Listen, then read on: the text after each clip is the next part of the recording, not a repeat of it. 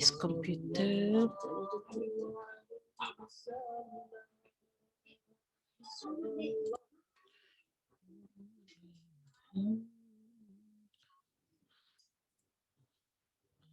Dia suruh tekan link. Linknya tadi dekat ni. Link link tadi dekat DRL lah. Link. Ada macam tak ada lagi. Tekan ni dia kan? Atas. Ni kan? Ni kan?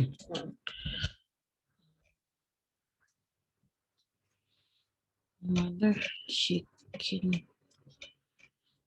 Betul tak? Betul ni kita lihat sini.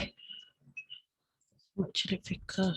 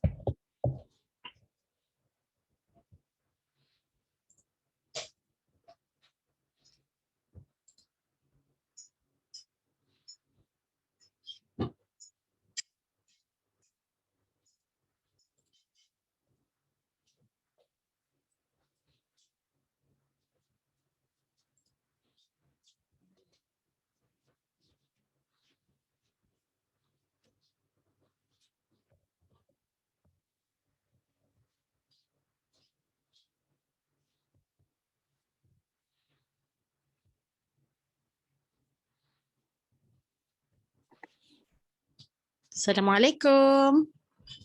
Salam. Puan Hani ke?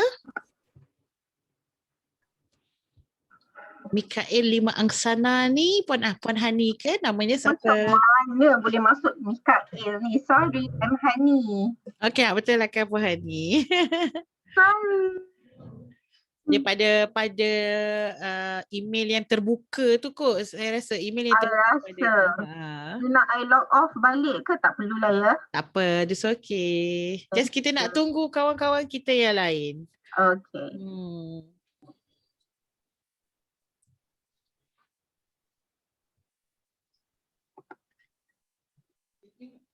Puan Asyairah. Asyariah. Tak maaf Puan Asyariah. Apa khabar? Sihat ke Puan Asyariah? Alhamdulillah. Alhamdulillah. Apa persediaan? Dah cari-cari barang untuk puasa? Belum lagi sebenarnya. Betul. Masih kerja lagi kan, dan sekarang dah kerja daripada balik bekerja. Jadi dah macam normal life actually. Work from home ke ataupun memang kena pergi office? I work from office. I punya staff memang ada giliran lah. Oh okay, untuk staff ada giliran lah. Yes. And then most of them ada anak-anak semua kan, jadi biarlah dia orang work from home sampai habis.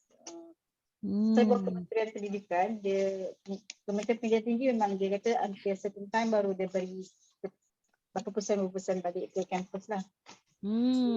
Jadi setakat ni belum lagi untuk semua orang lah, tapi ketua jabatan selalunya memang kena berada di office lah. Tapi kalau kerja dari rumah pun efektif, why not kan? Yes. Memang. Ustazah dah share screen ke tak? Saya tak nampak apa-apa. Belum share. Belum ada share screen. Okay. Saya cuba share screen dulu. Okay. Okay, boleh kita tengok. Okay tak? Alright. Okay, alhamdulillah. Okay, alhamdulillah.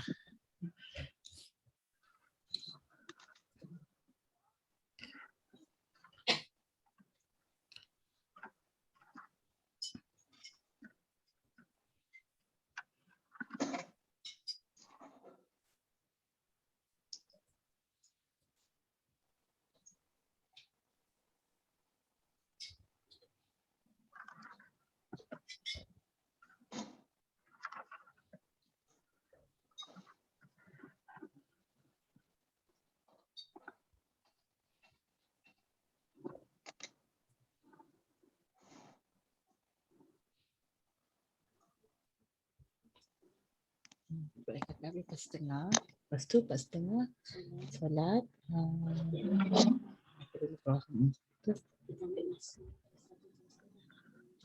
Nanti tolong cakap dekat bibik cakap bibik ready lah. Kita nak keluar. Sebab dia nak minta tolong bibik jaga anak dekat bibik jaga anak dekat playground. So kita boleh buat kerja. Banyak tu 30. Banyak ni. InsyaAllah, insyaAllah.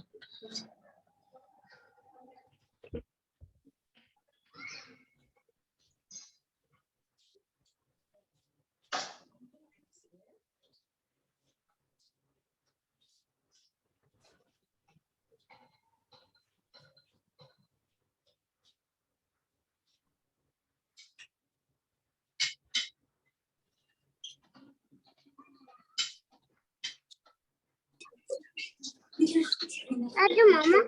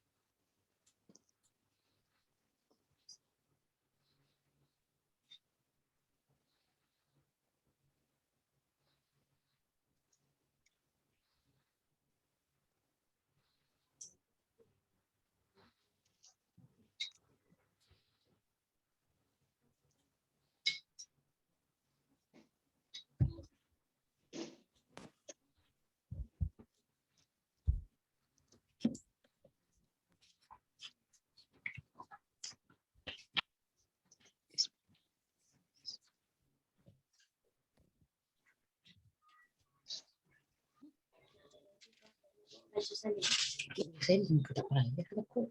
Oh kita. Semua sama.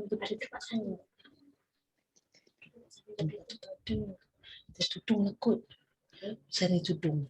Apa nama dalam kalau tudung tukar pun nampak tukar dah. Lepas tu kalau ada blazer kot sikit lah. Tak ikut soal. Tudung baru nak tengok pula. Tak pernah kat tengok mana yang dah siap gosok lah. Baru nak cari tak ada. InsyaAllah kita lagi 1 minit kita tunggu kalau ada kawan-kawan kita yang baru nak masuk. Kalau tak ada nanti kita Bagi kemudian berbentuk recording lah, insyaAllah.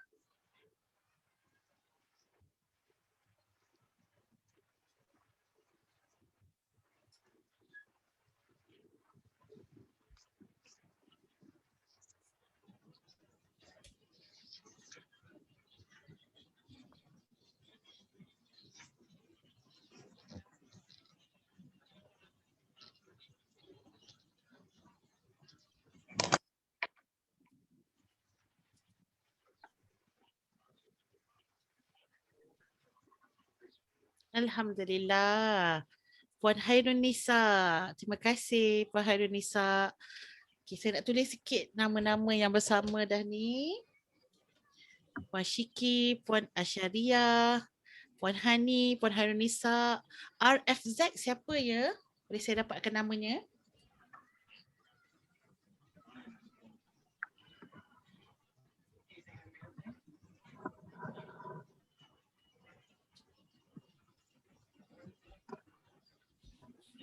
Puan RFZ.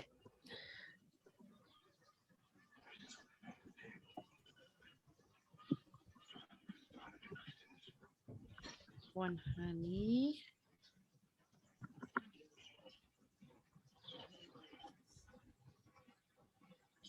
Okay, insyaAllah. Kita pun dah record sebenarnya daripada tadi. Kita mulalah ya, boleh? InsyaAllah, yes. InsyaAllah. Bismillahirrahmanirrahim. Assalamualaikum warahmatullahi wabarakatuh. Alhamdulillah. Alhamdulillah Rabbil Alamin. Wassalatu wassalamu ala ashrafil anbiya wal mursalin. Wa ala alihi wa sahbihi ajma'in. Subhanaka la ilma lana illa ma'allamtana innaka antal alimul hakim. Wa la hawla wa la quwata illa billahil aliyil azim. Allahumma faqihna fid din wa 'allimna ta'wil wahdina ila siratikal mustaqim. Allahumma iftah bainana wa baina qaumina bil haqq wa anta khairul fatihin. Allahumma fafahamna Sulaiman warzuqna ilman. Allahumma iftah alaina hikmataka wanshur alaina min khazaini rahmatika ya arhamar rahimin ya arhamar rahimin ya arhamar rahimin. Amin ya rabbal alamin. Alhamdulillah.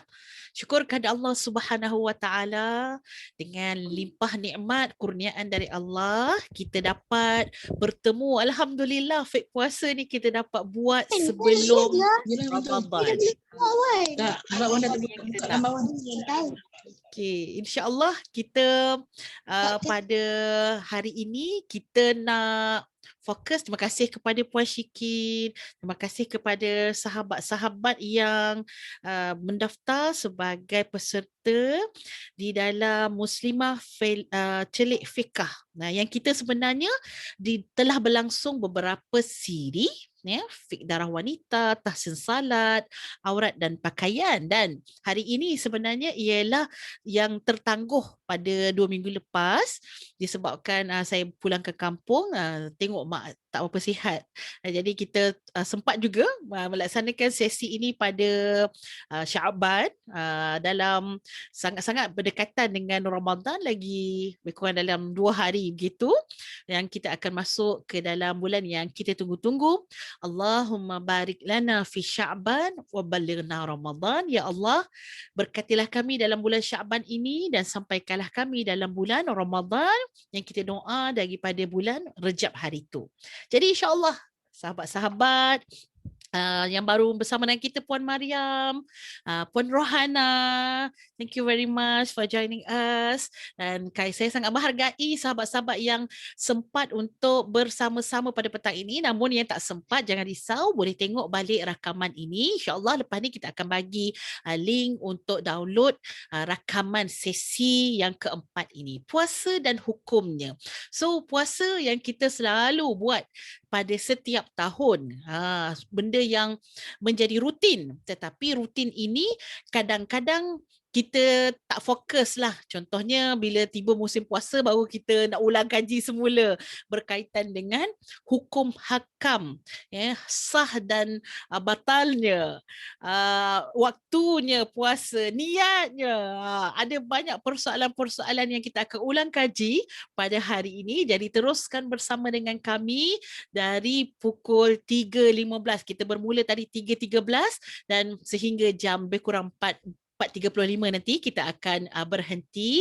Dan kalau ada apa-apa persoalan, saya jemput untuk kita berinteraksi sama-sama. Boleh saja buka unmute mic dan bercakap, kita berbincang, berdiskusi, ataupun kalau nak tulis dekat ruangan komen daripada awal pun tak ada masalah.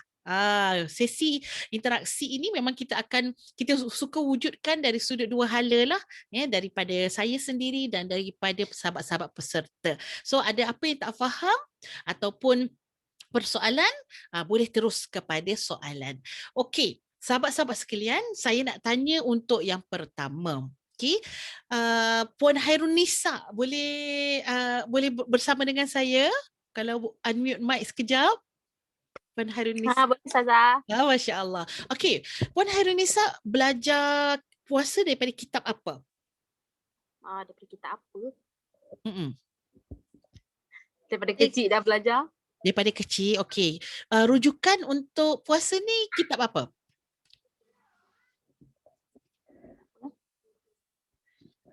Merujuk tak kepada apa-apa kitab? Ataupun daripada guru-guru dan ibu ayah? Daripada guru je lah, daripada guru sekolah. Daripada guru sekolah. Baik-baik, terima kasih kepada Puan Hairunisa atas responnya.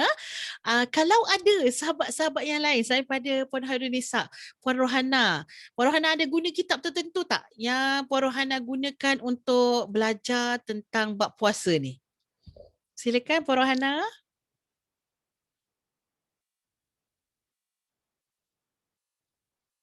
Ataupun Puan Rohana tak ada depan telefon ke?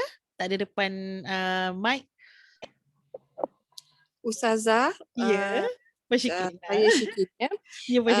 Bagi kami dan beberapa muslimat di masjid, kami guna kitab Mazhab Syafi'i. Okey, kitab apa tu namanya?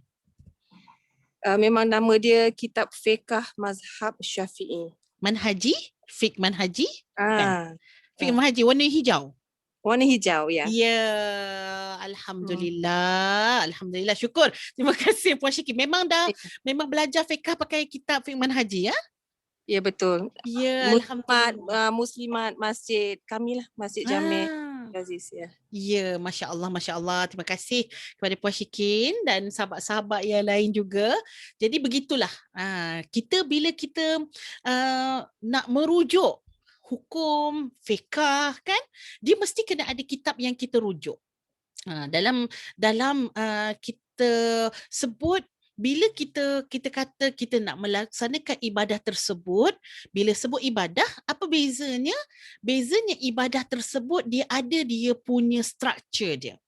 Dia ada dia punya SOP lah, senang kata kan. Ada dia punya rukun.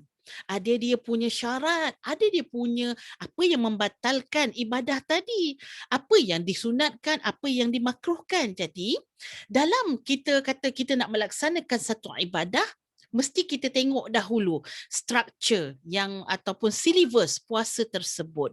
Dan syllabus tadi mesti kita rujuk yang asalnya kepada kitab-kitab rujukan mazhab Syafi'i. Baguslah macam daripada Puan Syikin, pada Puan Hairunisa, Puan Hairunisa belajar daripada guru-guru, dan mesti kita ada kitab yang kita gunakan. Alhamdulillah, di sana kita nak tengok paling kurang Dalam puasa ini kita tahu ataupun dalam fiqh mazhab Syafi'i ini kita tahu beberapa nama kitab yang merupakan asas. Kita bukan nak jadi ulama ni, nak jadi mujtahid, tapi cukup kita tahu nama kitab yang asas untuk kita nak beribadah.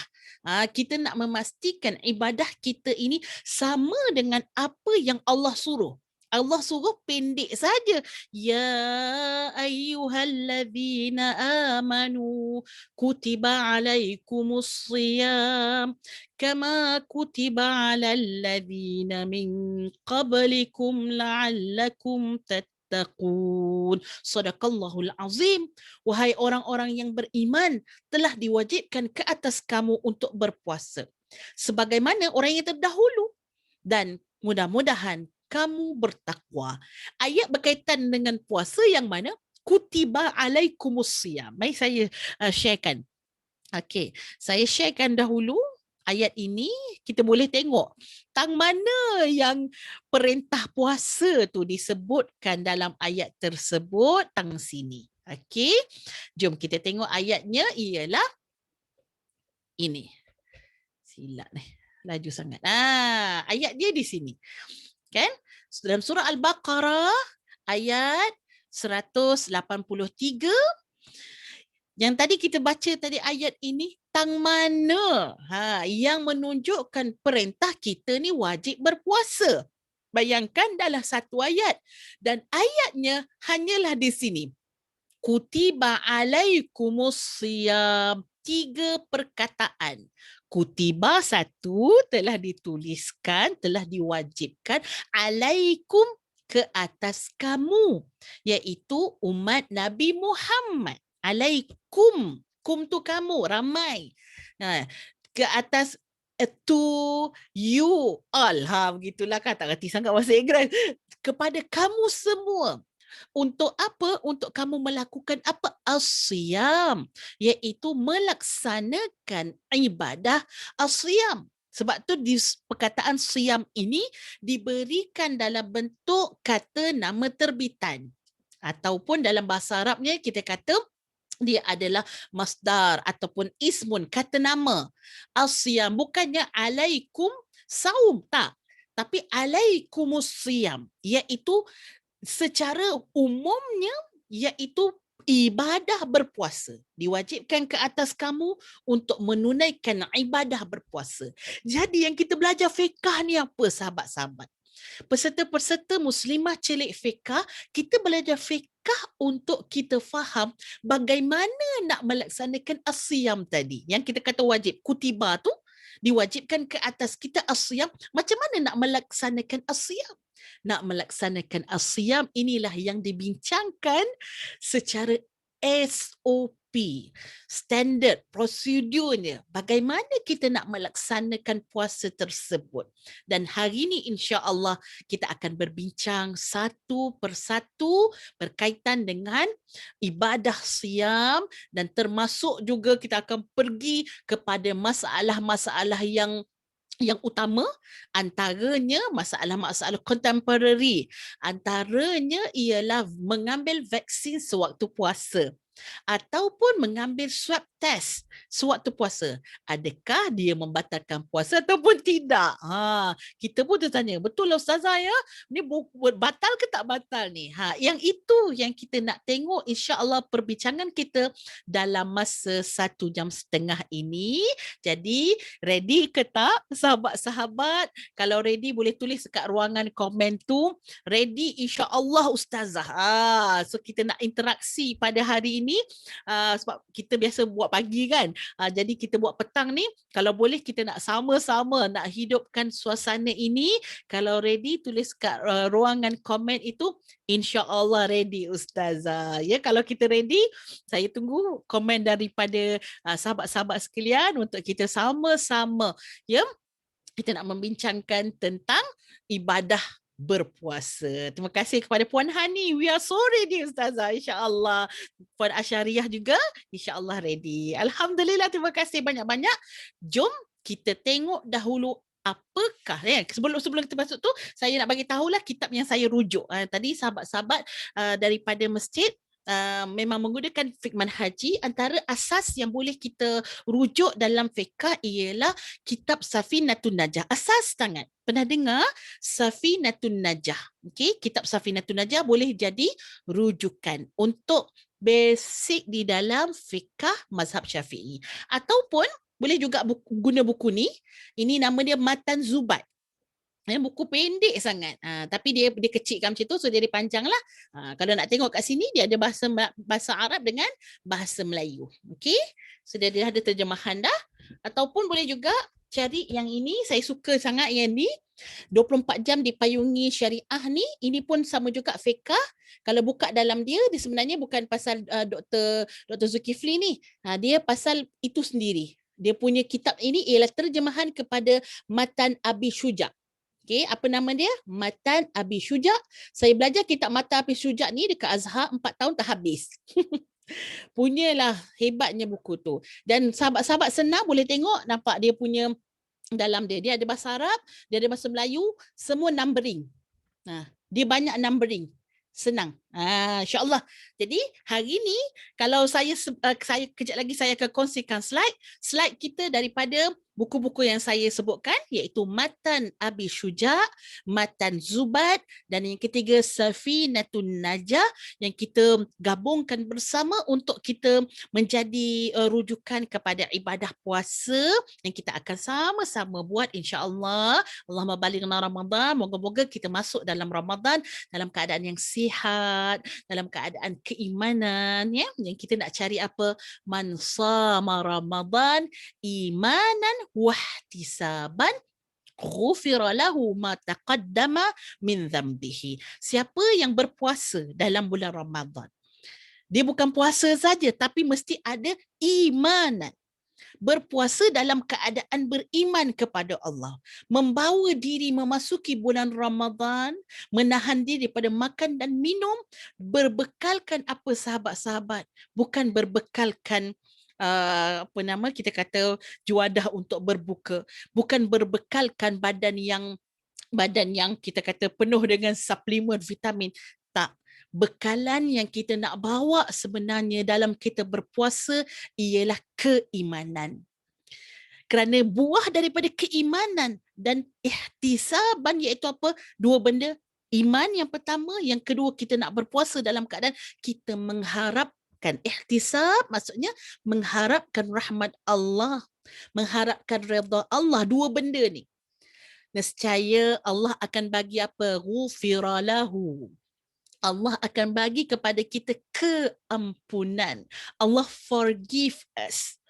Ma taqaddama min dhanbihi. Apa sahaja dosa yang sebelum ni kita pernah buat, Allah bagi delete semua. Allahu Akbar. Puasa ini, Ramadan ini boleh menjadi gugur, menjadi sebab platform untuk gugurnya dosa-dosa kita. Kita banyak dosa, sahabat-sahabat. Dosa kita dengan Allah, Allahu Akbar, kita tak ada adab dengan Allah. Kita kadang-kadang kita doa, kita paksa Allah. Dan Allahu Akbar, bagaimana dengan dosa sesama makhluk?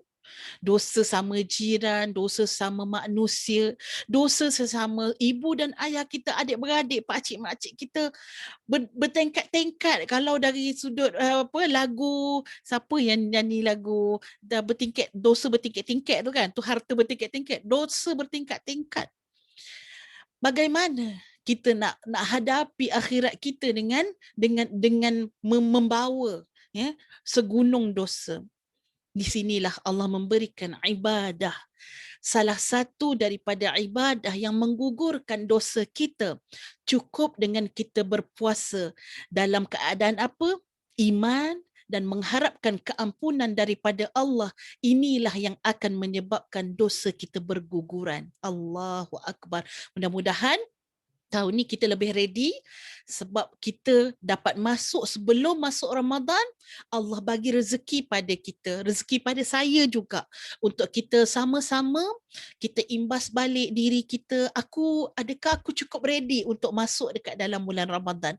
Adakah ilmu tentang puasa ni dah cukup ready ke belum? Jadi ini semua ialah rezeki dari Allah untuk diri kita, sama-sama well prepare sebelum kita masuk dalam bulan yang sangat mulia. InsyaAllah itu kita punya bekalan kita, dan insyaAllah kita nak tengok di manakah puasa yang menjadi suatu persoalan kepada kita, sebab puasa ni ramai orang boleh puasa, sahabat-sahabat.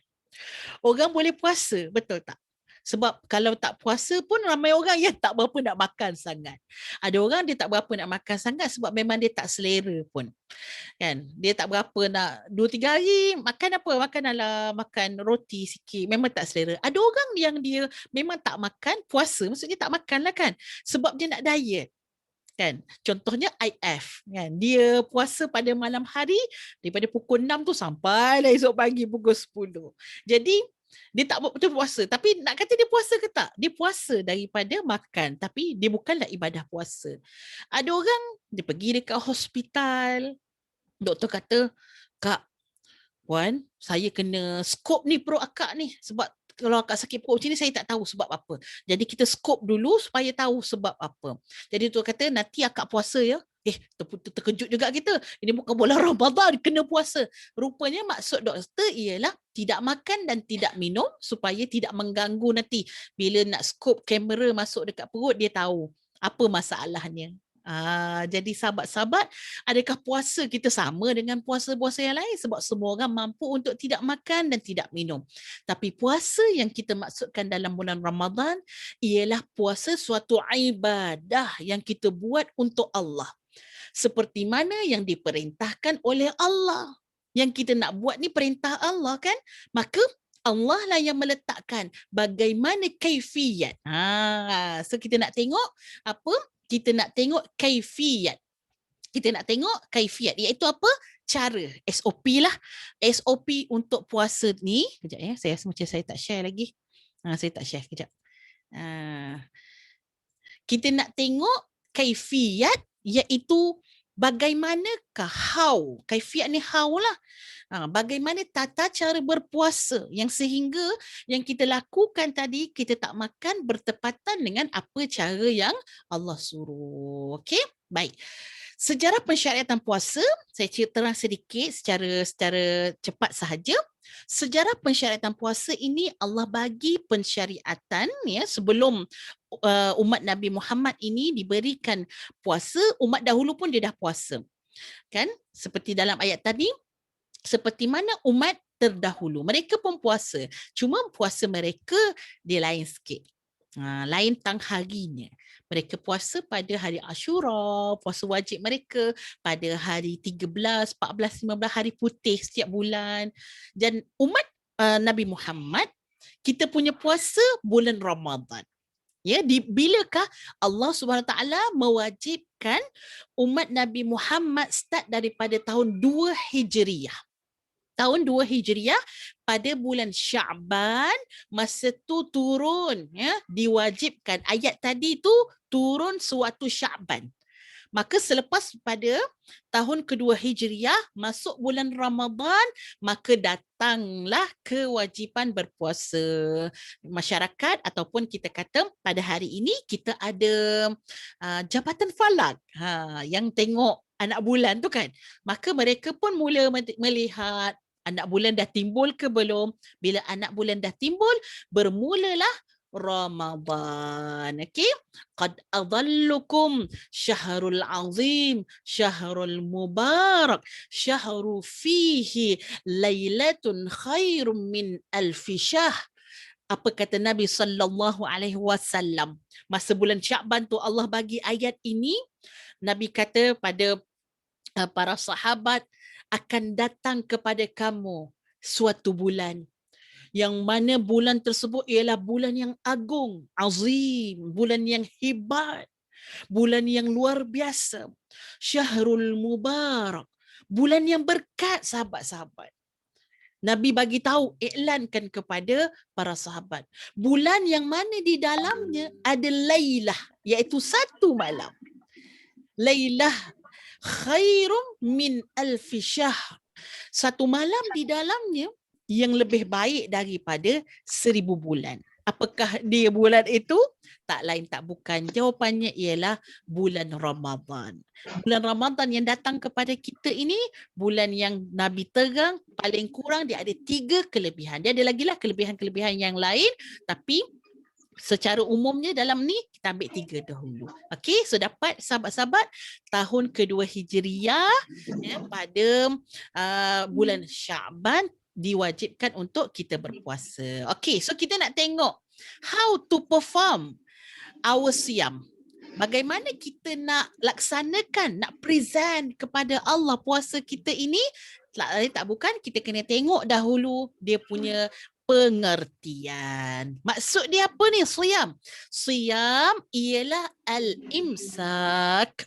Fakulu imsakun tasmiyatul Arab sauman. Hatta imsaku anil kalam yusamma sauman. Okay. Apa maksudnya?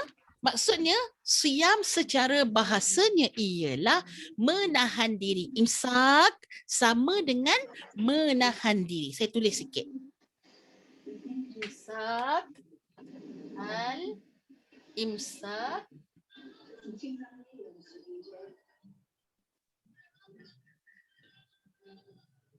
dalam bahasa Melayu IMSAK. Siapa tahu apa maksud imsak ataupun apa yang sahabat-sahabat fahami tentang imsak? Boleh tulis kat ruangan komen ataupun nak buka mic pun boleh. Dipersilakan. Silakan Puan Maya.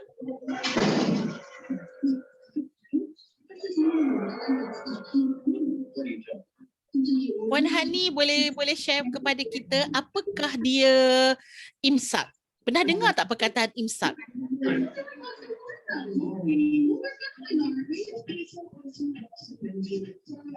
Puan Hani ada? Imsak tu macam when we stop our sahur. Okey, yang mana yang kita stop tu pukul sebelum subuh ke? Sebelum subuh. Sebelum subuh. Ya. Okey, That's jadi my understanding. okey, betul sebabnya secara masyarakat kita memang difahami begitu ya.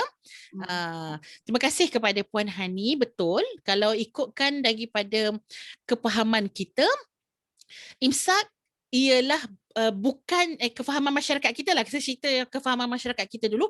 Imsak ni maksudnya dia dah tahan diri. Dia try untuk berhenti makan. Macam itulah kan. Dia try untuk stop daripada makan sebab dah imsak. 10 minit sebelum azan subuh. Baik, Puan Asyariah pun kata imsak tu berhenti. Baik, terima kasih. Imsak itu maksudnya ialah menahan diri. Saya tulis sini, menahan diri. Okey. Jadi puasa ialah, kalau tengok balik kepada slide tadi. Saya share balik slide tadi.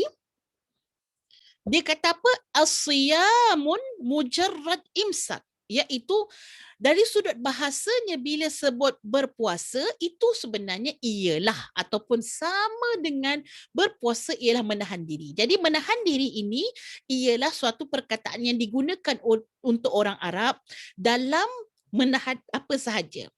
Hatta dalam ayat Allah Subhanahu Wa Taala dalam surah Maryam ayat 26, inni nadhartu lirrahmani sawma, sesungguhnya aku menahan diri daripada bercakap-cakap ataupun berkata-kata. Ya, ini adalah puasa yang diberikan maksud lughawi, maksud language-nya ialah, maksud puasanya ialah kalau tak bercakap pun maksudnya puasa juga kan. Jadi itu secara umum. Tapi dari sudut syar'an, kita ambil yang bawah ni, syar'an.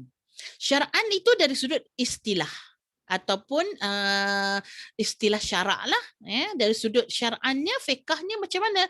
Maksud puasa ialah imsakun biniyatin anil muftirat min tulu'il fajri athani ila ghurubis syamsi, iaitu menahan diri dengan niat daripada melakukan perkara-perkara yang membatalkan puasa. Al-muftirat ialah perkara yang membatalkan puasa daripada terbitnya fajar kedua sehingga tenggelam matahari. Kalau dalam bahasa Melayu dia macam ni lah. Ni dalam bahasa Melayu dia. Dari sudut bahasa ialah kita stop diri kita. Kita tak buat perkara tersebut. Syarat apa? Dia betul, dia menahan diri. Tetapi mesti dia tahan diri dengan niat. Mesti dengan niat. Kalau dia tidak niat, maka dia jadi apa? Dia jadi diet lah. Dia tak makan. Woi, tak makan aku hari ni. Tapi kau niat tak? Jadi kalau kau tak niat, tak jadilah puasa tersebut. Kerana ibadah itu innamal a'malu binniyat wa innamal likulli imri'in ma nawa.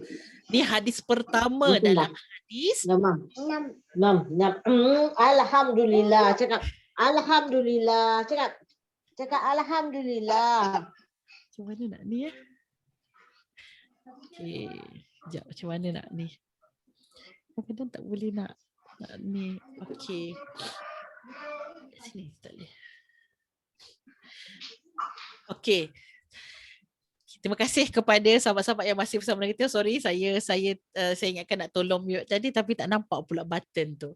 Okey, sahabat-sahabat, kita sambung balik. Kalau kita tengok innamal a'malu binniyat, ayat ini ataupun hadis ini, hadis yang pertama dalam Sahih Bukhari. Allahu Akbar. Bayangkan ya, hadis pertama. Kenapa Imam Bukhari letak hadis pertama? Dia bukan macam kita rasa macam rasa-rasa nak letak awal lah, rasa-rasa nak letak tengah, tak lah. Imam Bukhari nak letak satu hadis, Imam Bukhari solat. Nak tahu hadis tu sesuai tak nak masukkan dalam Sahih Bukhari. Imam Bukhari sangat-sangat teliti. Sehingga kan Allah naikkan Sahih Bukhari tersebut ialah kitab yang kedua selepas Al-Quran. Subhanallah. Kitab hadis kan dia ada 6 sahabat-sahabat, peserta-peserta ada 6, puan-puan. 6 dan yang pertama martabatnya yang paling tinggi iaitu Sahih Bukhari, yang kedua Sahih Muslim, yang lain barulah Sunan Tirmizi, An-Nasai, itu yang selepas-lepas itulah. Jadi Sahih Bukhari ni Imam Bukhari nak letak, dia letak dengan minta petunjuk dari Allah. Dan hadis innamal a'malu binniyat. Why? Kenapa letak nombor 1? Jawapannya kerana hadis tersebut dia sangat bermakna dalam ibadah ataupun kita kata kehidupan seorang Muslim, yang mana kehidupan kita dia tidak boleh lepas daripada ibadah. Betul tak? Kalau hidup kita ni sekadar untuk makan, sekadar untuk makan tak jadi apalah, sama je macam binatang kan. Tidur, makan, bangun, kahwin, lepas tu mati, sama. Jadi kehidupan manusia ni dia berbeza dengan binatang. Berbeza manusia ni dengan yang lain kerana apa? Kerana kita ada matlamat. Matlamatnya aku hidup ni untuk ibadah pada Allah. Untuk ibadah pada Allah. Jadi maka kalau tak ada ibadah, tak bermakna lah kita punya kehidupan tu. Okay? So jadi sahabat-sahabat, bila kita beribadah kepada Allah, syaratnya apa nak ibadah ni? Mesti kena ada niat. Syarat untuk ibadah mesti kena ada niat, dan niat itulah yang akan menjadikan kita ini orang yang melaksanakan apa yang Allah perintah. Contoh, kalau kita tengok pada hari ini kita nak puasa mesti ada niat. Okay? So soalan daripada saya, setakat ni macam mana? Sahabat-sahabat peserta biasanya niat sebulan sekali ke ataupun niat setiap hari? Boleh kongsikan, boleh share?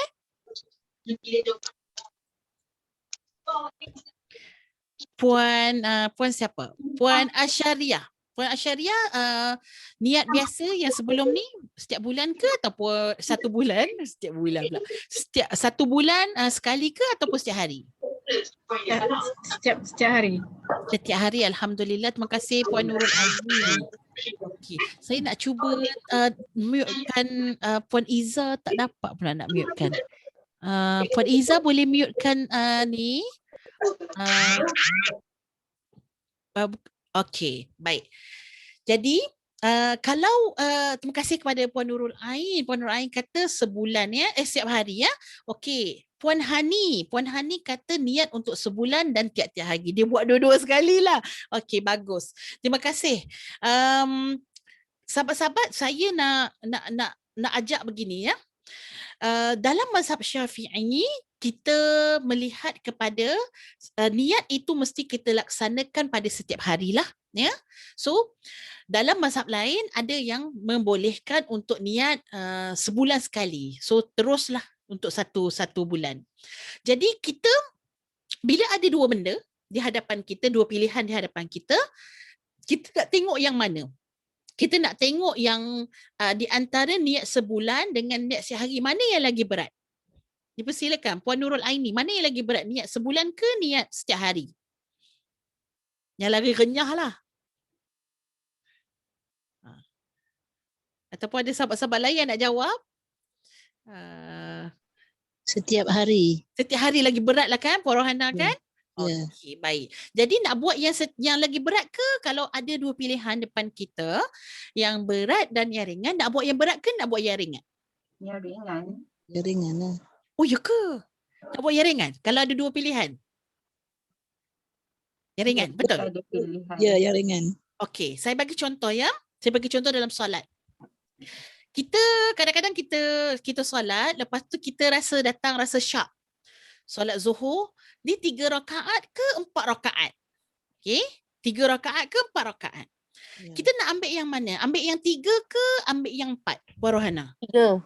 Ambil Tiga yang kan? 3. So Ya. maksudnya kita ambil yang 3. yang lagi berat lah. Maksudnya kita kena tambah lagi 1. Ya. Sebab apa? Sebab apa? Sebab Lebih berhati. hati. Berhati-hati. Sebab kalau katalah kan, nama pun syak. Nama pun kita confuse. Jadi katalah kalau dia jadi 4 rakaat, tak apalah kita tambah lagi 1. Betul tak? Tapi kalau dia kata kita ambil 4 dan hakikatnya sebenarnya kita semayang 3 rakaat, kurang 1 rakaat. Sedangkan wajibnya 4 rakaat kan? Jadi macam mana solat kita dengan Allah bila dekat akhirat nanti, ya Allah rupanya hakikatnya yang 4 tu salah, yang 3 itu yang betul. Jadi kita terkurang ibadah kepada Allah. Jadi dalam pertembungan, saya nak bagi satu kaedah ini di dalam syariah. Dan sharing ini saya susah nak bagi dekat orang luar. Sebab bila nak bagi, kadang-kadang orang kata, Ustazah, bukan ke dalam Islam ni kena pilih yang paling ringan? Betul, pilih yang paling ringan. Tapi yang paling ringan tu kita tengoklah. Contohnya, kita nak semayang 2 rakaat ke 8 rakaat. Perkara tu perkara sunat kan? Maka kita mestilah yang kita mampu buat 2 rakaat. So buatlah 2 rakaat. Tapi sekarang ni kita bicara ialah dua pilihan benda yang wajib ni yang nak menjadikan puasa kita sah dan ataupun tidak sah. Betul tak? Puasa tersebut dia takkan jadi sah kalau tanpa niat. Dan ikut mazhab Syafi'i, niat adalah suatu ibadah yang kita kena buat pada malam hari sebelum. Kalau sunat tak ada masalah, kita boleh niat hatta pagi tu pukul 10 tak makan lagi, rasa macam nak puasa sunat lah hari ni, boleh terus niat puasa selagi mana tak zuhur lah. Tapi kalau puasa wajib, puasa fardu, kita kena niat daripada malam. Means malam iaitu malam hari, iaitu masa untuk kita niatnya ialah daripada malam sampai ke fajar, waktu subuh. Ini tempoh untuk kita niat.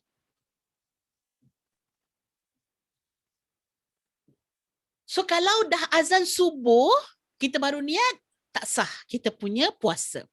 Niat mesti sebelum subuh. Kalau waktu sahur, okey lagi. Boleh. Nak makan sahur tu kita niat. Nawaitu sauma ghadin, boleh.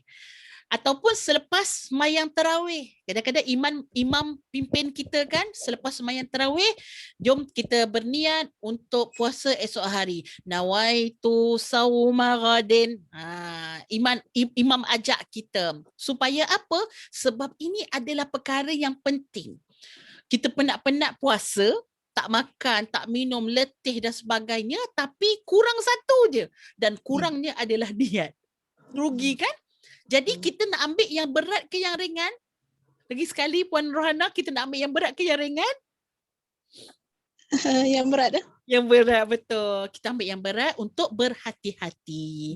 Jadi kita tak apa kita nak niat sebulan, tapi jangan tinggal niat setiap hari untuk mengikut yang dalam mazhab Syafi'i, satu hari itu ialah satu ibadah yang berlainan. Maksudnya satu Ramadan ialah ibadah untuk satu Ramadan dan memerlukan satu niat. Ibadah 2 Ramadan ialah ibadah yang berlainan dengan satu Ramadan. Maka dia perlukan niat yang kedua. Ibadah Ramadan yang ketiga, walaupun dia puasa, tapi dia adalah ibadah yang ketiga. Sebab itu kalau kita tengok di antara antara ibadah yang pertama dengan kedua, kita kena jaga daripada pagi sampai petang. Betul tak? Contoh, daripada kita sahur sampailah kita buka puasa, masa tu kita tak boleh laksanakan benda-benda yang membatalkan puasa. Ataupun perkara yang membatalkan puasa. Contohnya kita haid. Katalah daripada pagi kita puasa. Pukul 6.45. Rasa perut ni macam tak sedap pula rasa. Kan? Tengok-tengok kalender menopause pula. Kalender menopause kan. Menopause dah tak keluar period dah. Kita ada kalender apa tu nama dia? Menstrual, apa benda tak kan? Okay. Kalender haid kita tu, kita tengok, oh betul memang dah dekat dah. Pergi toilet tengok-tengok memang dah ada darah ya, tali-tali kemerahan. Padahal dah puasa daripada pagi. Tapi rasanya batal tak puasa kita, Puan Rohana? Sah tak puasa kita? Batal. Batal. Walaupun pada sebahagian. Sebahagian kecil sangat kan. Habis Ustazah, sial lah saya Ustazah dah puasa kan. Jangan risau. Pahala puasa dapat.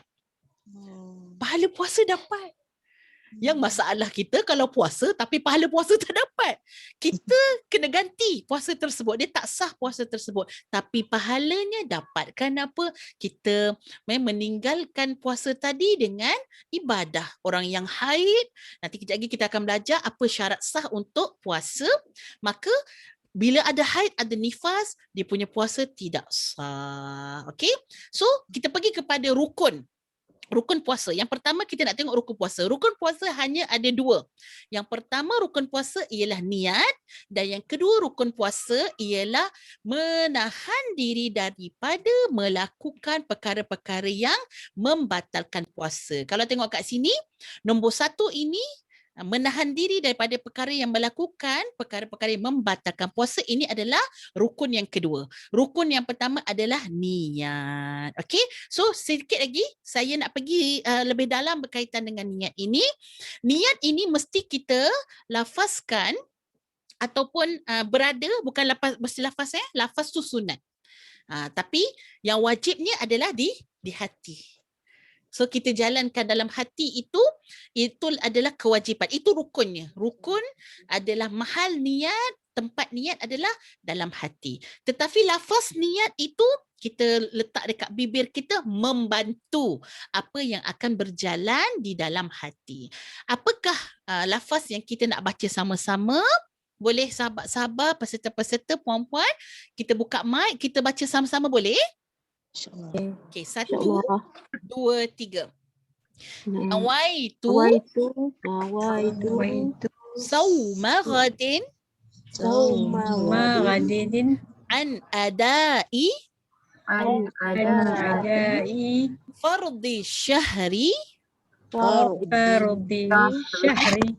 ramadana hadhihi sanati lillahi ta'ala. Okay, terima kasih. Ada berapa potongan yang wajib ada ataupun kita kata ada berapa bahagian dalam niat ni, sahabat-sahabat, peserta-peserta? Rasa-rasalah. Ada berapa bahagian? 7. Oh, banyak tu. Okey, bahagian yang pertama? Nawaitu. Okey. Baik, betul. Bahagian yang pertama nawaitu sauma. Kat sini boleh letak slash. Nawaitu sauma ini dinamakan sebagai qasad. Qasad itu ialah apa tujuan aku makan, aku tak makan ni. Contoh kan kita dah belajar dalam salat juga ada qasad. Iaitu tujuan aku rukuk, membongkokkan badan, tujuan aku mengangkat tangan, tujuan aku letakkan dahi aku di atas lantai adalah usalli. Saya salat. So, usalli iaitu saya sedang melaksanakan salat. Makan di sini. Usalli, saya sedang salat. Jadi puasa pun sama juga. Ambil lain. Boleh? Boleh. So puasa nawaitu sauma iaitu saya berniat untuk berpuasa. Itu yang pertama, qasad. Okey? Ghadin bahagian yang kedua. Sebab dalam puasa Ramadan, kita kena puasa pada malam hari, betul tak? Kita kena berpuasa pada malam hari pula. Kita kena berniat puasa pada malam hari. Yang kita nak puasa ialah pada esok hari. Okey? So kena sebut ghadin. Nawaitu sauma ghadin. Okey. Bahagian yang ketiga, tu nombor satu nawaitu, yang kedua ghadin. Bila masa tu? Ghadin, esok. Kena sebut yang ketiga ialah fardhi, tak boleh tinggal. Kena sebut puasa itu ialah puasa wajib. Memang lebih kurang sikit dengan salat. Sebab tu kalau kita tengok pada salat, ya. Ibu-ibu, sahabat-sahabat kalau nak salat maghrib misalnya kata, usalli fardal maghribi thalatha rakaat ada Allah Ta'ala. Kan ada sebut fardal maghribi? Kan? Ada sebut fardu maghrib. Padahal tahu dah tu waktu maghrib dah ustazah, tak payahlah sebut fardu. Tak boleh. Dalam mazhab Syafi'i mesti disebutkan jenis ibadah tersebut. Rutbahnya apa? Derjatnya apa? Derjat sunat ke ataupun derjat wajib? Kalau sunat, usalli sunnatan, kan? Sunnatan zuhri iaitu solat qabliyah 2 rakaat sebelum zuhur ke, ba'diyah ke, kita sebut sunnah. Kalau wajib kena sebut fardhi. Okey? Dan yang ketiga, nawaitu yang pertama, ghadan yang kedua, yang ketiga fardhi, iaitu sebutkan dia punya tahap puasa tersebut ialah puasa yang wajib dan kena sebut juga syahri ramadana hadhihi sanati. Yang keempat, iaitu kena ta'yin, dalam bahasanya ta'yin spesifik. Kena spesifik. Sebab puasa Ramadan ini, puasa fardu ni, dia mungkin berlaku fardu tu dalam keadaan tahun bila yang kita nak puasa yang akhirnya jadi qada. Tapi yang aku nak puasa ni adalah fardu tahun ni lah, tahun ni. Ta'yin, spesifik. Hadhihi sanati. Dan yang kelima, lillahi ta'ala. Ya Allah, aku tak makan ni sebabmu ya Allah. Pentingnya yang lillahi ta'ala tu. Sebab tu kena selalu sebut. Tujuannya untuk kita selalu sebut niat ini membantu kita untuk kita tahu yang aku puasa bukan sebab nak kurus. Kan ramai sahabat-sahabat kita kan dah beli timbang dah dekat rumah tu. Dan masing-masing dalam grup WhatsApp pun dah ni. Kau berapa sebelum puasa timbang dulu. Berapa kau punya berat, sebab apa nak tengok turun berapa kilo nanti dalam puasa. Ini niat. Dan niat ini sangat penting. Sebab tu setiap hari kena ulang niat ni. Nak bagi bantu diri kita. Yang aku puasa ni hidayah untuk Allah. Aku puasa ni bukan kerana orang lain puasa lah juga kan. Puasa adat. Sebab apa? Sebab orang puasa. Ataupun aku puasa ni sebab kalau tak puasa tak best hari raya nanti. Bukan kerana nak raya kita puasa. Kita puasa kerana Allah. Allah yang suruh kita puasa. Hikmahnya wallahu ta'ala alam, 1001 hikmah yang boleh kita gariskan. Apa hikmahnya? Siapa yang puasa sihat. Kata Nabi SAW, sumu tasihhu. Siapa puasa dia akan sihat. Tu sebab doktor suruh selalu puasa. Doktor pun kalau cakap dengan saya nak suruh turunkan berat badan, puasalah kak. Doktor kata macam tu. Sebab puasa memang sihat. Orang kecil manis, orang darah tinggi, doktor kata puasa tu bagus. Doktor kata, tapi kena dapat consultation doktor lah. Kan? Ubat tu mungkin kena kurangkan sikit dos insulin tersebut supaya tak jadi hypo, kan. Ubat tu ada jangan tinggal dan mungkin ada masa yang sesuai, kena dapat consultation daripada doktor. Tapi puasa memang akan buat kita jadi sihat, darah tinggi, kencing manis, kan. Baik. Jadi sahabat-sahabat, ini adalah niat ada 5, nawaitu sauma 1, yang kedua ghadin kena sebut, yang ketiga fardi, iaitu puasa ni puasa yang fardu Ramadan tahun ini, dan yang kelima iaitu lillahi ta'ala. Yang ini kita baca setiap hari. Kalau ada soalan berkaitan dengan niat ke apa, boleh terus tanyalah, tak ada masalah. Okey. So kaifiat puasa, kita nak tahu tadi bagaimana cara untuk kita berpuasa. Yang pertama, mesti kena ada niat. Yang kedua, kita puasa kena tahan diri daripada makan dan minum, iaitu nafsu kita, dan menahan diri juga daripada nafsu batin kita, iaitu bersetubuh. Dan yang keempat, menahan diri daripada muntah dengan sengaja. So 4 perkara ini akan menyebabkan seseorang itu dapat buat SOP puasa. Cuba, lapar, memang lapar. Kan? 4 jam kita tak makan, kita rasa lapar. 4 jam kita tak minum, sejam kita tak minum, kita rasa haus. Tapi boleh tak makan? Tak boleh sebab puasa. So tahanlah diri. Tahan diri pada bersetubuh. Baru lepas kahwin. Al-maklumlah kan. Ramai juga artis-artis kita yang baru menikah. Siapa yang menikah? Nilofa, Ernie ke Erin, tak ingatlah dengan siapa tu yang siapa ingat tak nama dia? Erin ke Ernie? Ernie. Ernie Zakri. Kita sebut Zakri tu ingat.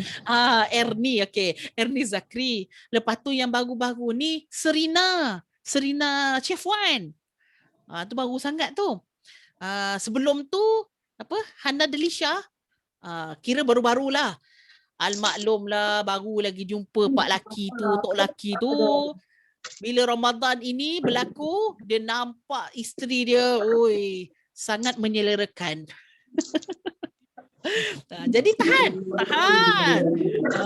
Kena menahan diri daripada bersetubuh di siang bulan Ramadan, kerana dia akan mendatangkan sesuatu yang kita kata yang Allah Subhanahu Wa Taala akan murka kepada seseorang yang puasa tetapi bersetubuh, ya. Di siang hari kena berpuasa.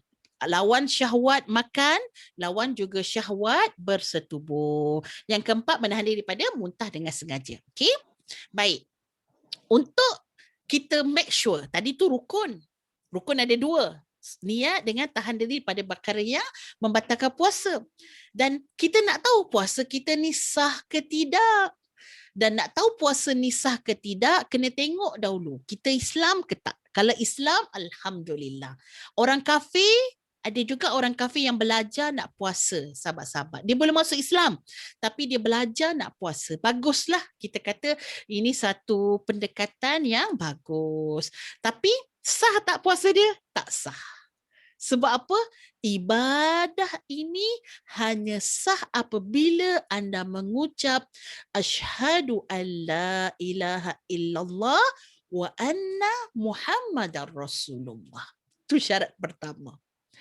Tapi mereka kena tak ustazah, kalau dia tak puasa, ya kena balon juga nanti ke akhirat. Tak salat, tak puasa, tak bayar zakat, kena balon. Tapi dekat dunia dia tak puasa, so kita kata untunglah ya, Meng tu tak payah puasa. Dan kata untung, rugilah. Sebab dia tak puasa sekarang, kalau dia puasa pun tak sah. Kalau dia tak puasa, nanti ke akhirat kena juga. So Islam bukan satu pilihan. Islam adalah suatu kemestian. Bila kita jadi lahir sebagai hamba Allah yang punya pilihan, teruslah pilih Islam, kerana ini adalah agama fitrah kita. Agama daripada Allah. Inna dina indallahil Islam. Sesungguhnya satu sahaja agama di sisi Allah, iaitu agama Islam. Nombor 2, apa syarat sah puasa? Mesti orang tu ada akal. Dia masih lagi relevan. Akal dia masih lagi boleh berfikir dengan waras. Baru sah puasa dia. Kalau orang tu dia tak berapa nak waras sangat, kita tengok kepada tahap ketidakwarasan dia. Kalau dia punya tak waras lebih daripada 50% daripada sehari. Contohnya dia kejap-kejap datang gila dia. Kan? Kejap-kejap datang gila dia. Jadi kalau dia punya kegilaan pula kan. Gila yang datang pada diri tu lebih pada 50%, ini macam dah tak sah dah puasa dia. Dan dia pun tak wajib dah untuk berpuasa. Kenapa? Taklif itu diberikan kepada kadar akal kita. Seterusnya mumayyiz. Terusnya mumayyiz iaitu dia dah boleh membezakan di antara yang hak dan yang batil. Okey, nombor 3, suci daripada haid dan nifas. So kalau orang tu ada haid dan nifas, puasa dia walaupun dia tak makan, puasa dia tak sah. Yang keempat, mesti masuk bulan Ramadan. Kalau dia puasa pada hari Syak, hari Syak ni belum lagi, orang masih lagi nak tengok anak bulan, dia dah puasa dah. Tak sah lah ya. Dia kata saya dah puasa awal, jadi saya bolehlah buka awal.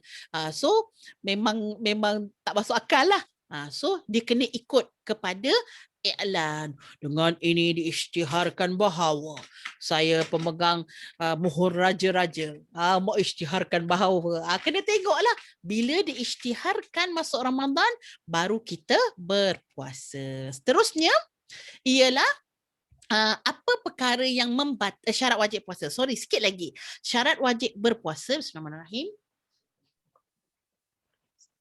Saya tak tahulah ya, doakan saya ya. Saya ni kalau bercakap dia mudah haus kan. Doakan saya Ramadan ini saya memanglah kena puasa kan. Tak adalah sampai nak berceramah tak berpuasa, tidaklah kan. Tu cabaran untuk sebagai itu orang kata kejaya saya sendiri yang memang melibatkan bercakap. Jadi kena puasa dalam bulan Ramadan tu dia agak kering tekak lah. So insyaAllah doa kita semua puasa kerana Allah boleh kuat. Okey, wajib berpuasa. Siapa yang wajib berpuasa? Bila dia Islam, bila dia baligh. So anak-anak kita kalau dia umur 7 tahun, kita tak wajibkan lagi tapi kita dah ajar. Kakak, abang, bolehlah cuba untuk puasa sebab Nabi SAW sebut untuk orang yang salat, alimu auladakum fis salah fi sab'i. Ajarkan anak kamu untuk salat pada umur 7 tahun. Jadi samalah puasa dan salat. Jangan ajar awal sangat kan. Nanti baby umur 10 bulan pun tak payah minum susu yang ya, adik tak payah minum susu ya, baby ya, kita belajar puasa. Itu melampau kan. Sebab betul ada orang dia ajar anak dia puasa daripada umur 3 tahun. Kan 2 tahun dah ajar untuk berpuasa. Islam ajar 7 tahun lah. 7 tahun baru ajar dia berpuasa. Kalau dia tak boleh tak apa. 10 tahun kita naikkan sikit kan. Kalau dia tak boleh puasa, bang tak boleh pun tak puasa bang, sebab abang dah besar ni. Sebab kalau kita manjakan lagi, nanti dia jadilah macam orang-orang dewasa yang kita tengok pada hari ni payah puasa. Dia kata benda lain saya boleh buat ustazah, tapi lapar tak boleh ustazah. Mulalah pergi mencari nasi di dalam beg plastik hitam kan. Abang tak balik lagi ke bang? Mengarut tak balik lagi. Dan kadang-kadang dia tak boleh nak tahan. Sebab apa? Daripada kecil tu dia kata dah tak tahan. 10 tahun dah kena suruh dia berpuasa. Yang ketiga, berakal. Okay, so orang yang berakal wajib berpuasa. Kalau dia Islam balik tapi dia gila, so tak kena tak kena berpuasa. Dan yang keempat, dia ada semua benda tapi dia tak sihat, sakit. Sebab tu nanti kita masuk sikit lagi, iaitu orang-orang yang dibenarkan untuk tidak berpuasa. Yang pertama ialah apabila datang pada diri dia tu ketidakmampuan. Nombor 4 ni kan, ketidakmampuan dari sudut yang pertama, dia sakit, kering terus. Nombor 1, sakit. Nombor 2, dia musafir.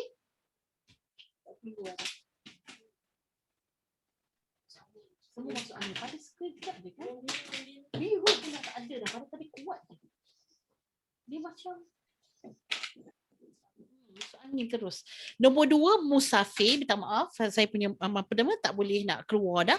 Nombor 1 sakit, nombor 2 musafir, nombor 3 tua. Ya, umur yang terlalu lanjut. Yang ini juga dimasukkan sebagai orang yang mendapat kelonggaran untuk tidak berpuasa. Dan kemudian nombor 5 ialah orang perempuan yang mengandung ataupun menyusukan anak. Di sini pun ada rukhsah lah.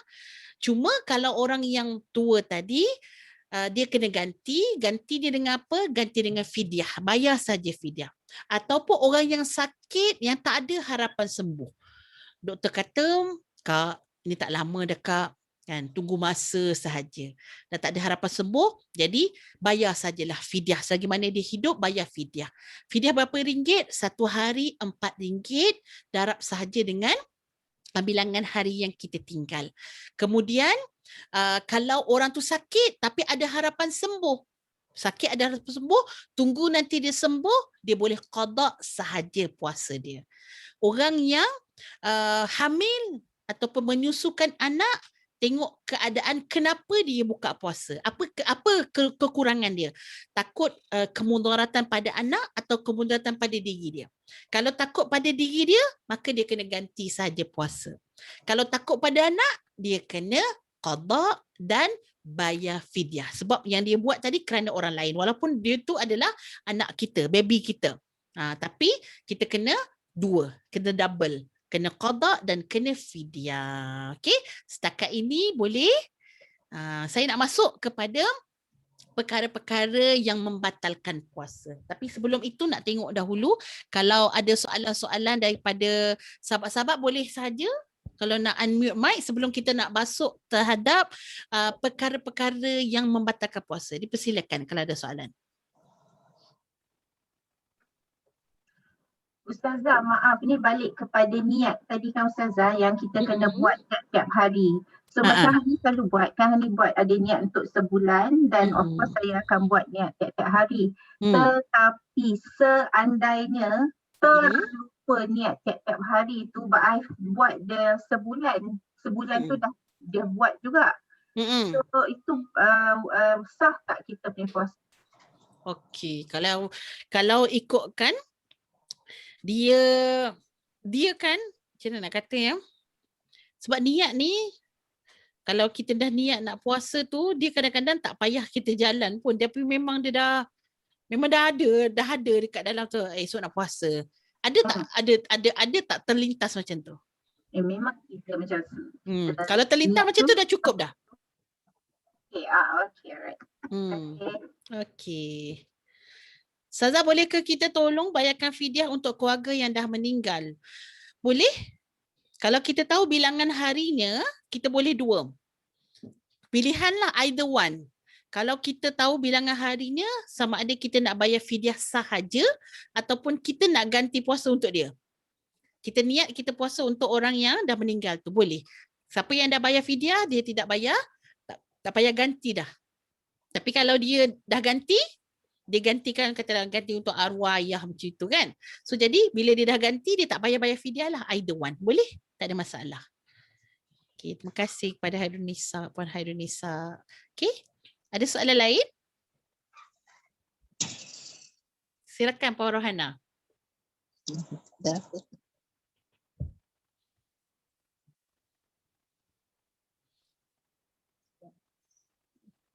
Tak apa Ustazah.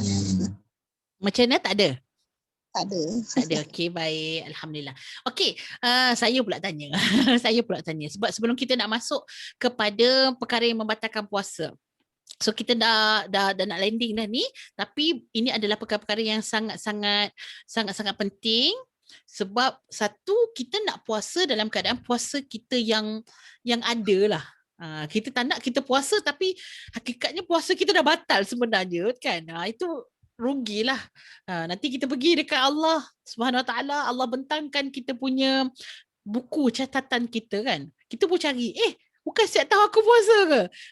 Sekali tengok-tengok rupanya puasanya invalid lah kan. Sebab apa? Telah melaksanakan perkara-perkara yang membatalkan puasa. Jadi perkara-perkara yang membatalkan puasa ini benda-benda yang kalau kita tengok antaranya kita boleh pecahkan kepada dua benda lah. Satu iaitu kita tidak memasukkan apa-apa ke dalam rongga yang terbuka.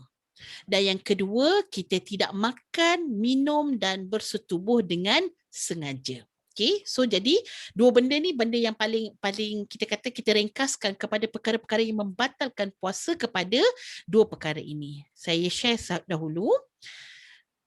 Okay, so perkara-perkara yang membatalkan puasa yang pertama iaitu memasukkan sesuatu dengan sengaja ke dalam rongga badan yang terbuka.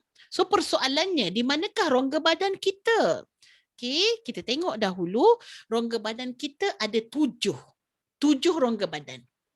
Rongga badan kita ini, yang ini kita tidak boleh menyebabkan batal puasa kerana memasukkan sesuatu ke dalam rongga ini. Yang pertama kita cari dulu dekat bahagian kepala. Bahagian kepala ni ada 5 sahabat-sahabat. Sahabat-sahabat peserta ada 5. 1, mulut. Yang kedua, hidung, lubang hidung kanan dan kiri. Yang ketiga, lubang telinga kanan dan kiri. So berapa? 1, 2, 3, 4, 5. Yang keenam iaitu di bawah, iaitu faraj kita. Dan yang ketujuh, dubur kita. Bolehlah main soalan kuis dengan anak-anak. Kan? Cuba sebutkan sikit berapakah rongga yang terbuka yang ada di dalam tubuh badan kita. Okay, so rongga yang terbuka ini mengikut apa yang dikatakan oleh para ulama fiqh. Bukan mengikut kepada apa yang dikatakan oleh doktor. Sebab ibadah kena rujuk siapa? Ibadah kena rujuk balik kitab. Sebab tu saya letakkan utama tu adalah kitab. Sebab kita tak boleh nak rujuk internet. Sebab internet hari ni ramai orang bila ada permasalahan sah ke tak sah, dia pun cari kat siapa? Dia tak cari dekat ulama. Dia cari dekat Ustaz Google kan. Cari Ustaz Google, cari Ustaz WhatsApp, cari dekat Ustazah YouTube. So dia cari jawapan daripada situ. Hakikatnya Allah dah bagi dah jalan untuk kita nak tahu ibadah kita sah ke tidak. Ada ulama yang telah mengaturkan SOP-nya, silibusnya di dalam fiqh ataupun kita kata kitab siam. Dan kitab siam dah sebut dah 7 tempat ini tempat yang terbuka. Kalau yang bahagian kepala ada 5, okey? Ada 5 ini. Kalau dia masuk ke dalam rongga terbuka, melalui rongga terbuka dan sampai kepada jauf kita. Okey, nak tahu tak jauf dekat mana? Ini sebenarnya makhraj huruf ya. Makhraj huruf kalau kita belajar fiqh, belajar makhraj, tajwid, kita akan belajar. Khayshum di mana? Khayshum di ni sengau dekat hidung, khayshum. Kita akan belajar syafatan iaitu 2 bibir. Ada huruf yang daripada bibir. Ba. Dia punya makhraj dia keluar pada mana? Pada bibir. Pada bibir sahaja. Sa. Kan? Bibir sahaja. Ada huruf yang keluar daripada jauf. Tengok kat mana jauf kat sini. Ni yang saya gerakkan ni. Ni jauf. Jauf itu dekat mana? Ibu-ibu, sahabat-sahabat ambil tangan kanan, letak dekat tekak. Sebut kha. Rasa tak tempat yang bergegar tu? Kha. Kalau tak gegar tu maksudnya tak makhraj tu tak tepat lah tu. Ada gegar kan? Kha, macam kahak kita, kahak. Kha. Jadi yang kha tadi tu itu adalah jauf. Yang bergegar tadi tu itu adalah jauf. Di situlah sekiranya masuk sesuatu benda melalui hidung, melalui telinga, melalui mulut sampai melalui jauf, sampai melalui kerongkong kita ini, maka batal puasa. Okey? So kena make sure lah. Contoh. Siapa yang boleh bagi contoh kat saya? Apa contoh yang kalau kita masuk ikut hidung, masuk ikut telinga, masuk ikut mulut sampai ke dalam kerongkong kita? Contohnya, silakan. Puan Hani. Swab. Apa? Swab test kita. Okey, swab test sampai tak dekat jauh? Tak Tak Ustazah. sampai kan, tak sampai. Swab test masuk sini tapi sampai dekat atas ni dia. Dia ambil cecair kat atas ni. Jadi dia tak sampai. Dia bukan masuk sini, dia keluar sini, tak sampai. Jadi swab test tak batal puasa. Swab test masuk alat tu warna putih tu sampai sini tak batal puasa. Okey, apa yang batal puasa? Yang masuk ikut hidung, lepas tu sampai dekat kita punya kerongkong kita, anak tekak kita ni. Ada tak? Sedut air, ambil air semayang tu Ustazah. Okey, baik. Jawapan yang bagus. Tapi saya nak tengok. Kita masuk air, kita sedut air, nama dia istinsyak ya. Dia sunat kita lakukan. Kita sedut, dia sampai mana? Sampai sini kan? Sampai hujung ni. Dia tak turun sampai sini. Sebab tu kita akan hembus balik. Dia membersihkan rongga hidung ni lah. Tak sampai juga sini. Jadi tak batal pun puasa kita kalau kita masukkan air dekat hidung waktu puasa. Kecuali mubalaghah. Kecuali kata Nabi bidunil mubalaghah, iaitu jangan berlebih-lebihan. Apa maksud berlebih-lebihan? 3 kali sahaja maksimum. Bila buat 4 kali makruh dah. Buat 5 kali makruh dah. So tak ada masalah untuk masuk berkumur, sebab kumur pun kita tak telan. Masuk dekat rongga mulut, lepas tu buang kan. Tapi kalau kita sentiasa berkumur, sebab apa? Hai, tak larat sangatlah, kering bibir ni. Lepas tu kejap-kejap 5 minit berkumur. Kejap-kejap 5 minit berkumur. Kumur pula dengan air sirap. Ini kan sedap pula tu bila air sirap nak berkumur kan. Jadi boleh jadi makruh. Kalau sentiasa berkumur. Kumur nak solat okey lah kan. Sehari berapa kali saja. Waktu kita puasa tu mungkin lebih kurang dalam 1, 2, 3 kali saja. Tak ada masalah. Tapi kalau sentiasa makruh. Okey. So jawapannya ialah contoh sahabat-sahabat kita, bukan kita, orang lain, orang lelaki, merokok. Dia rokok, betul tak? Okey. Rokok tu dia asap kan? Betul? Rokok tu dia asap. Dia ada bukan sekadar asap, dia ada nikotin. Barang lah, dia ada barang yang dibawa oleh rokok tadi tu yang akhirnya masuk ke paru-paru. Betul tak?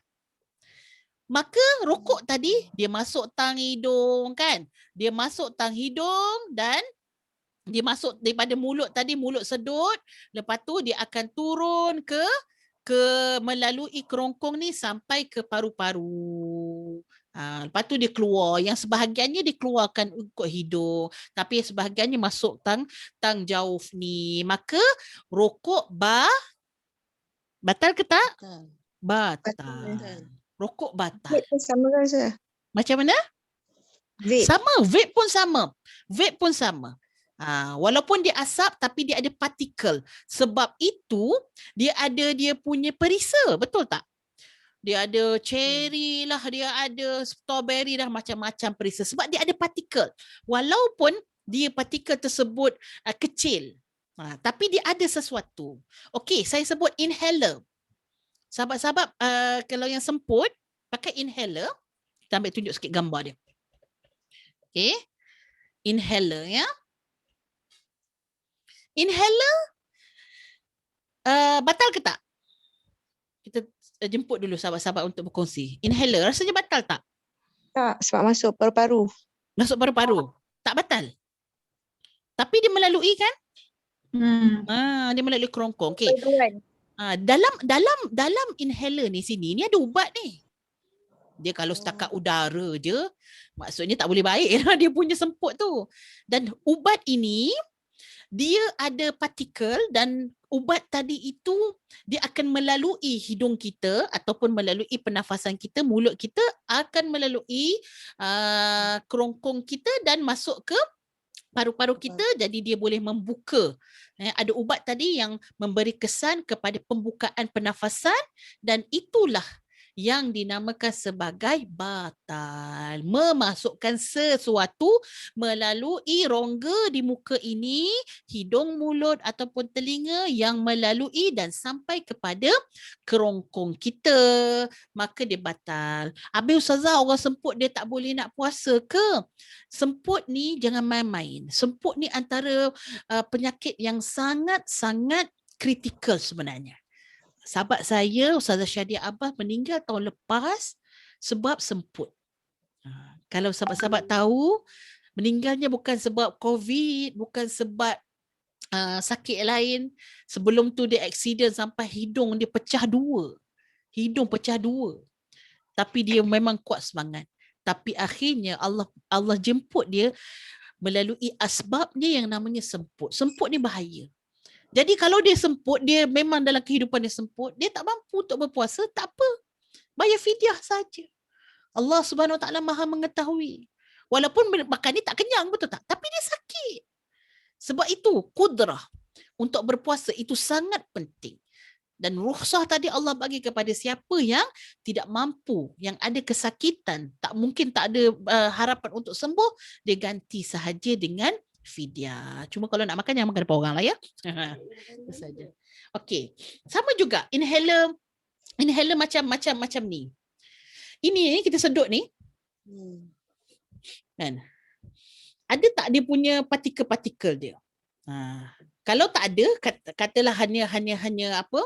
Hanya angin sahaja ataupun min. Contoh macam atar atau minyak wangi. Okey? Minyak wangi ada ubat tak? Ada ke ubat minyak wangi tu masuk ke dalam? Tak ada kan? Minyak wangi tidak membatalkan puasa kerana yang ada itu adalah bukannya dipindahkan tapi bauan sahaja. Kalau semua sekali asap ada ni, tak boleh masak lah kita. Betul tak? Sebab dalam asap tu ada ni, tak boleh. Kalau yang udara tak apa. Tapi yang ada ubat, yang ada something, maksudnya ni tak ada benda lah kan, ni hanya dia punya bau min tersebut. Tapi dia tidak ada ubat. Tapi kalau ada ubat, macam kalau rokok tadi, dia ada partikel daripada rokok yang memang ada kesan kepada paru-paru kan. Paru-paru makin lama makin hitam dan itulah yang membatalkan puasa melalui kerongkong. Okey? Baik. Okey, vaksin. Silakan. Macam mana? Setakat ni lah sahabat-sahabat yang kalau kena vaksin masa Ramadan. Rasa-rasa batal puasa tak? Tak. Sebab? Darurat. Sebab darurat. Okey. Sedap juga alasan tu. Dia bukan rongga terbuka ke Ustazah? Yes. Tepat sekali. 10 markah. Betul. Sebab dia bukan rongga terbuka. So apa-apa yang berkait dengan suntikan pada kulit kita, ambil darah, apa lagi, insulin kan, insulin kita cocok dekat melalui kita punya kulit kan, suntikan vaksin ataupun dia katalah dia ambil ubat tahan sakit yang melalui cocok tu kan, melalui suntikan tersebut pada bulan puasa tidak membatalkan puasa. Okey. Suntikan hormon pun boleh. Hormon pun sama. Yang orang nak mengandung, tak nak mengandung tu semua tu kan, perancang semua boleh ambil waktu berpuasa, dia tidak membatalkan puasa. Okey? Kalau ada soalan lagi boleh dipersilakan. Saya buka lah. Ataupun saya pergi laju sikit. Yang membatalkan puasa. Lepas tu saya buka kalau ada soalan-soalan. Ustazah. Ya, dipersilakan. Ustazah, kalau kita mandi waktu petang pukul 6 tu boleh ke tak boleh Ustazah? Boleh, maksudnya ada orang kata makruh. Ya. Okey. Mandi tu, biasanya kita mandi pukul 6.30. Kita mandi nak berendam ke ataupun kita mandi nak menghilangkan kelesuan sebab kita kejap lagi kita bawa balik kerja. Yang mana? Nombor 1 ke nombor 2? Bersihkan diri lah. Bersihkan diri kan. So kita dah lah pagi-pagi memang dah orang kata berjeruk dah kita dekat office. Balik pukul 4.30 dengan jam lagi, terus masuk dapur. masuk dapur masak. Kejap lagi nak buka puasa ni. Jadi pukul 6.30 tu nak mandikan diri kita. Maka tidak pun makruh hukumnya. Tengoklah kepada tujuan orang tu buat. Yang makruh, orang tu duduk dekat dalam bilik air daripada pukul 3 sampailah pukul 7. Itu makruh lah. Kan? Maksudnya nak mencari sesuatu yang menyejukkan badan supaya tak rasa puasa sangat. Nak bagi segar. Itu berendam makruh. Tapi kalau kita mandi hanya untuk menghilangkan, membersihkan diri, yang ni tak ada masalah. Kan? Tak ada masalah. Boleh sahaja. Ustazah, yang kedua, kalau kita buang air besar, kita kan kena masukkan jari kita kan dalam tempat najis tu kan, nak keluarkan selalunya kita akan masukkan dalam setengah inci macam tu, nak korek kan, dengan setengah inci macam tu, selalunya nak bersihkan. Jadi bulan puasa tu boleh ke tak boleh tu? Okey, kalau dia istilahnya dia kata meruang lah kan, betul tak Puan Rohana? Meruang tak? Ya. Meruang ni saya tak tahulah meruang ni siapa yang rasa saya kalau Puan Rohana sendiri, ada ke ustaz-ustaz dengan ustazah-ustazah yang cakap masa istinja tu kena masukkan jari? Ada? Memang ada, dia suruh masukkan jari kita kena, sebab kadang-kadang najis kita tu ada lagi saki-baki dia. Memang betul, memang saya selalu buat, sebab kalau selagi tak buat tu kita rasa macam masih ada benda tu, tak habis orang panggil. Jadi masukkan jari ya. Tapi berdehem tak? Berdehem tak? Saya tak adalah pula berdehem, tapi memang selalunya macam tu lah, nak bersihkan betul-betul. Ataupun bila kita dah pergi tandas tu, ataupun kita mandi, kita cuci, mesti ada lagi keluar benda tu. Najis-najis kita yang tu. Yang dah dekat ujung-ujung lah maksudnya. Wallahu ta'ala alam. Saya pun saya dalam cara istinja, kalau carilah kan cara istinja tu memang tidak adalah memasukkan. Hatta kalau kita tengok kepada wanita yang habis period, dia nak bersihkan suatu period pun hanya hadis yang Sayyidatina Aisyah ajar, ambil kapas dan tekan sedikit. Bukan kata masuk jolok sampai ke dalam tu. Kan? Tekan sedikit sahaja dan tengoklah ada tak cecair putih pada kapas tersebut untuk menunjukkan yang kita ni betul-betul dah bersih ataupun kering daripada darah. Hanya begitu, tidak pun memasukkan jari kita sehingga ke dalam, sebab diajarkan kepada kita untuk berdehem kan. Kalau kita kita berdehem, dia akan menyebabkan kita ada tekanan yang kita bagi daripada dalam tu, yang mana dekat hujung-hujung tu dia akan keluar. Dan itu adalah tanda cara-cara yang diajarkan lah. Jadi yang boleh saya sebutkan ialah memasukkan sesuatu ke dalam dubur dan kubul memang boleh membatalkan puasa. Jadi kalau di luar sahaja, kita ada batin kan, dan kita ada zahir. Zahir lubang tu. Zahir lubang tu kalau pada zahirnya maksudnya pada sekadar tepi-tepi dia tu, yang itu tak ada masalah lagi. Tapi jangan masuk sampai ke dalam. Sebab bila masuk ke dalam, dia akan menyebabkan batal kita punya puasa. Walaupun yang masuk tu adalah jari kita sendiri. Jadi batal puasa. So cuba untuk berdehem setiap kali selepas membuang air kecil dan membuang air besar, dan gosok tu mencukupi dengan menggosok ataupun kita kata kita membersihkan dengan permukaan di luar tu, kerana dia adalah sesuatu yang ditakuti kita masukkan jari tu. Kerana apa? Ada dia punya penyebab lah. Penyebab dia antaranya jari kita ni adalah tempat yang paling mudah untuk memindahkan bakteria. Kita ada macam-macam tempat, tapi jari ni paling. Sebab tu kalau kita nak sentuh makanan, kita tak boleh sentuh dengan jari kita. Betul tak? Jadi apa nanti? Basi. Sebab jari kita ni tempat yang paling banyak bakteria. So jadi bayangkan di dalam anggota batin kita, anggota kemaluan kita, ini tempat yang paling sensitif. Dan tempat yang paling sensitif apabila kita masukkan jari kita, takut jari kita ni membawa bakteria dan dia akan membuatkan kita mengalami kesakitan yang di luar daripada kawalan kita kerana jari kita mengandungi bakteria. Dah cukup sekadar di luarnya ataupun kita kata berdeham tadi mengikut sunnah Nabi sallallahu alaihi wasallam. Okey, silakan kalau ada soalan yang lain. Nak tulis pun boleh ataupun nak baca, nak sebut pun boleh, tak ada masalah. Silakan.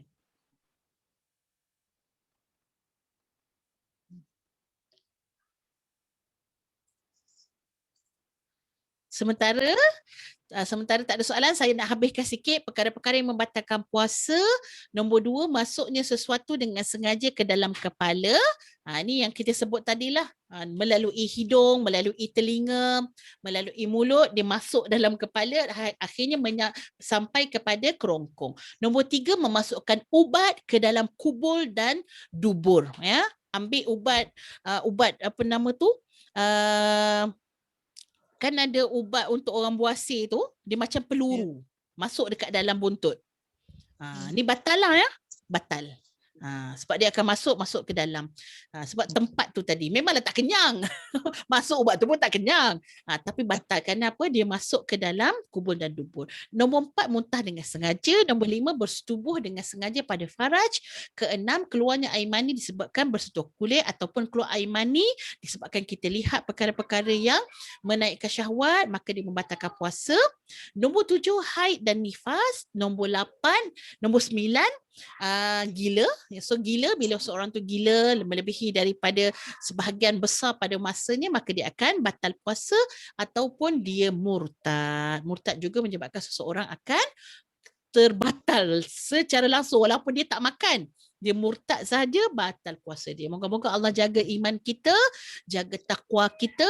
Inilah antara proses untuk mencapai takwa, iaitu Allah didik kita untuk berpuasa selama 30 hari, yang mana kalau kita jaga 30 hari ni la'allakum. Kenapa Allah sebut la'allakum? Kerana memang bukan semua orang yang berpuasa akan sampai takwa, kecuali dia berusaha untuk jaga puasa dia, baru dia akan sampai takwa. Kita nak yang mana? Kita nak yang puasa sahaja ataupun puasa yang mencapai takwa? Kita nak puasa yang mencapai takwa, yang ada nilai dia, yang tinggi nilai dia pada diri kita. Dan mudah-mudahan saya boleh menyebutkan di sini, selamat berpuasa kepada semua sahabat-sahabat. Sebelum saya tutup, ada sikit soalan pada Puan Hairun Nisa. Ustazah, sah ke tak kalau kita tak lafaz niat tapi kita bangun sahur untuk berpuasa? Lafaz niat tu sunat. Jadi kalau eloknya kita lafazkanlah, kerana bila kita lafaz, kita akan menjalankan dalam hati. Tapi kita dah sahur untuk berpuasa. Sebab tu kita kalau boleh kita wajibkan. Kebiasaannya bila kita sahur, kita dah niat lah tu nak puasa, dah settle lah tu. Settle dah lah.